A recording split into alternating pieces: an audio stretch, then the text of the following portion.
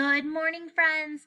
For our morning bin today, you're going to need this big yellow apple. This apple kind of looks a little bit like a pumpkin, doesn't it? Mrs. Newlands and I were laughing at these apples.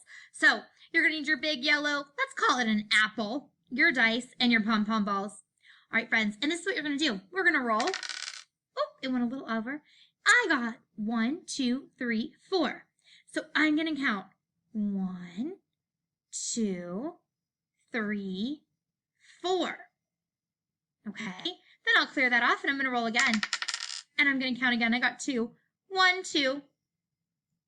Now, friends, I'm going to show you another way to do this. So we can also do this using tweezers or tongs. I have these big plastic tweezers in our classroom. You might have different tweezers at home. So let's watch how we'll do it using tweezers. I'm going to roll again. And this time I got 6.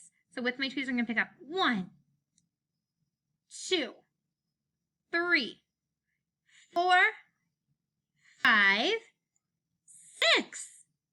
All right, my friends, I hope you have fun with this activity and I will see you soon.